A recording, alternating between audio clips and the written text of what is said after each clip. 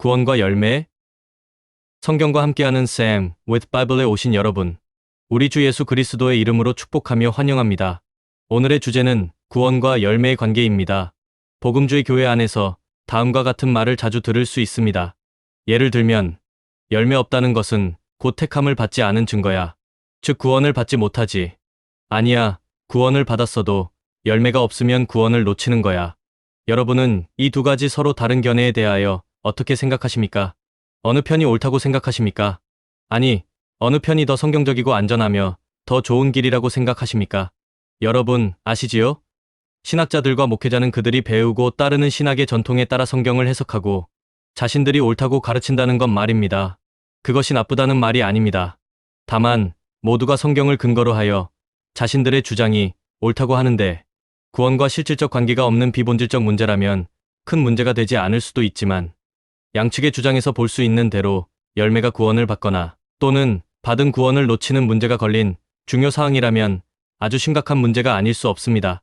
만약 그들의 주장들이 모두 옳다면 그것은 하나님의 말씀이 진리가 아니라는 것을 의미하고 하나님이 일구이연을 하셨다는 의미인데 여러분, 이에 동의할 수 있겠습니까? 그래서 오늘은 이 문제에 대하여 성경이 과연 무엇을 말씀하고 있는지 짧은 시간이지만 함께 살펴보고자 합니다. 가장 중요한 것은 구원은 믿음으로 받는 것인지 아니면 행위나 열매로 받는 것인지입니다. 구원은 믿음을 통하여 얻는다는 것은 구약과 신약, 그리고 사도들이 전해준 예수 그리스도의 복음에서 분명히 하고 있습니다.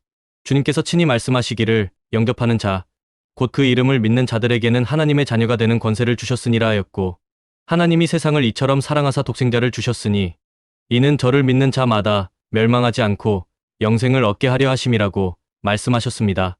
아브라함도 믿음으로 의롭다 하심을 얻었고 사도들이 전한 복음도 구원은 믿음으로 얻는 하나님의 선물이라 분명히 말씀하고 있습니다. 신앙 고백으로 예수 그리스도를 구세주로 믿은 한편 강도의 사례는 믿음으로 구원을 얻는 가장 극적인 예입니다.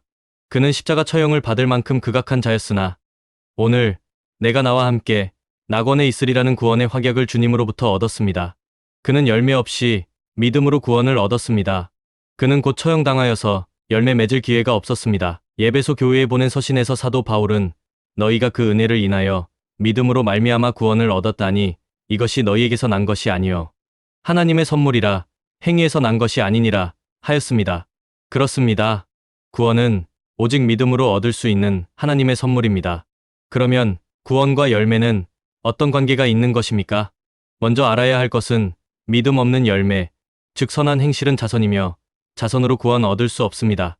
그런데 행함이 없는 믿음은 죽은 믿음이라고 야고보서에 기록되어 있으며 주님께서도 하나님 나라는 열매 맺는 백성에게 주어진다라고 마태복음에서 말씀하고 있습니다. 주님은 포도나무 비유에서도 물은 내게 있어 과실을 맺지 않는 가지는 아버지께서 이를 제해 버리시고 사람이 내 안에 거하지 아니하면 가지처럼 밖에 버리워 말라지나니 사람들이 이것을 모아다가 불에 던져 사르느니라 라고 말씀하셨습니다. 위의 말씀들에서 무엇을 알 수 있습니까? 그렇습니다. 믿음과 열매는 마치 동전 앞면과 뒷면과 같이 뗄 수 없는 필연적 관계임을 주께서 친히 말씀하고 계십니다. 즉 구원을 얻는 믿음은 생명력이 있어 마치 살아있는 씨가 시간이 지나면서 싹이 나고 자라서 열매를 맺듯이 구원 얻는 산 믿음은 이 세상 사는 동안 믿음에 합당한 열매를 맺어야 한다는 것입니다. 세례 요한은 바리새인과 사두개인들을 향하여 회개에 합당한 열매를 맺으라. 이미 도끼가 나무 뿌리에 놓였으니 좋은 열매를 맺지 아니하는 나무마다 찍어 불에 던지우리라 하였고 예수께서도 말씀을 듣고 실천하는 삶의 중요성을 여러 비유로 강조하셨고 하나님께서 보내신 이를 계속적으로 믿는 것이 하나님의 일인이라고 하신 예수님의 말씀에서도 이를 확인할 수 있습니다. 열매는 믿음의 질에 대한 것이며 믿음에 합당한 삶, 즉 믿는 자가 이 세상 사는 동안 주님의 말씀을 듣고 순종하는 삶을 사는 것을 말합니다. 어떤 사람들은 열매 맺지 않는 포도나무 가지에 대하여 이렇게 말합니다. 가지가 열매를 맺지 않는 것은 포도나무 외부에 그냥 붙어 있었을 뿐이며 원래 선택받은 사람이 아니었던 거야. 즉 교회 생활은 하지만 구원과는 거리가 먼 사람들인 것이지. 듣기에 합리적인 것처럼 들리지만 서두에서 언급한 대로 열매 없음은 선택받지 않았기 때문이라는 신학적 입장을 합리화하는 교리적 편견임을 다음에서 알 수 있습니다. 포도나무 비유에서 주님 자신은 참 포도나무요 하나님 아버지께서 농부라고 밝히고 있습니다. 그리고 가지는 주님 안에 있다고 하였습니다. 즉, 농부 되시는 하나님께서 들포도 가지를 잘라 참 포도나무에 접붙여서 열매를 맺을 수 있도록 하셨음을 의미합니다. 만약 그들의 설명대로 가지가 외부에 그냥 붙어 있는 상태였다면 이는 농부 하나님께서 가지 접붙이기를 제대로 하시지도 않으시고 그 가지가 열매 맺지 않는다고 잘라 내버리시는 비정상적인 하나님이 되는 것입니다. 이는 신학으로 하나님의 인격을 무시할 뿐 아니라 주님의 말씀을 폐하는 일이 되는 것입니다. 그들은 또 이렇게 말합니다. 접붙임이 잘된 가지가 자동적으로 그리고 반드시 열매를 맺게 되어 있는 것과 같이 택함을 받아 주님 안에 있는 성도라면 반드시 열매를 맺지 못할 수가 없지 않은가? 그렇습니다. 포도나무에 접목된 가지는 뿌리로부터 수액을 받기 시작하여 마침내 열매를 맺는 것이 자연의 법칙입니다. 그러나 그들이 놓치고 있는 부분이 있는데 사람은 식물의 법칙을 따르지 않는다는 점입니다. 주님의 비유에 사용되는 자연 물질들의 속성과 사람의 속성 사이에는 넘을 수 없는 한계가 있습니다. 자연 식물들은 자연의 법칙에 피동적으로 순응하지만 사람은 하나님께로부터 받은 자유의지가 있어서 자율적 행동을 할 수 있다는 점입니다. 즉 의인이 죄인이 될 수도 있고 선한 자가 악한 자로 변할 수가 있는 것입니다. 아담과 하와는 하나님의 형상을 닮게 지음을 받았으나 하나님을 대적하는 자들로 변하였습니다. 포도나무 비유에서 열매 없는 가지에 대한 주님은 다음과 같은 표현을 하십니다.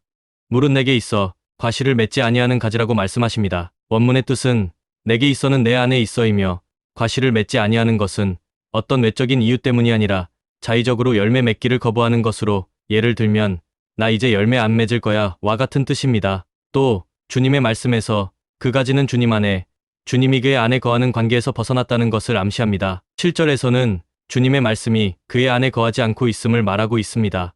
정리하면 열매 맺지 않는 가지는 주님 안에 있던 성도가 자의적 결정으로 주님의 말씀을 떠나 주님과의 관계를 벗어난 삶을 사는 영적 타락 내지 변질되었음을 시사합니다. 하나님의 택함 받은 이스라엘 백성이 입으로는 나를 가까이하며 입술로는 나를 존경하나 그 마음은 내게 멀리 떠났다라고 책망받은 상태로 변질된 것과 같이 말입니다. 주 안에 있던 성도가 영적 변질 또는 타락하는 것은 하나님의 뜻과 예정에 의한 것이 아닙니다. 이는 아담과 하와의 타락이 그들의 자의적 결정에 의한 것이었던 것과 같습니다. 구원과 열매의 관계에 대한 신학적 대립은 지난 500여 년 동안 계속되었을 뿐 아니라 앞으로도 해결점을 찾을 수 없을 것입니다. 따라서 우리는 신학적 승자를 기다리기보다 어느 것이 성경적이며 구원의 확신을 기하는데 더 실리적이고 안전한가를 살펴서 늦기 전에 더 좋은 길을 택하여야 합니다. 만약에 그날에 주님께서 다음과 같은 질문을 한다고 생각해봅시다. 너의 열매는 어디 있는가? 열매 필요 없는데 열매 많이 맺었네.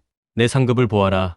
여러분, 어떻게 하는 것이 더 성경적이고 안전하며 더 좋은 길인 것으로 생각됩니까?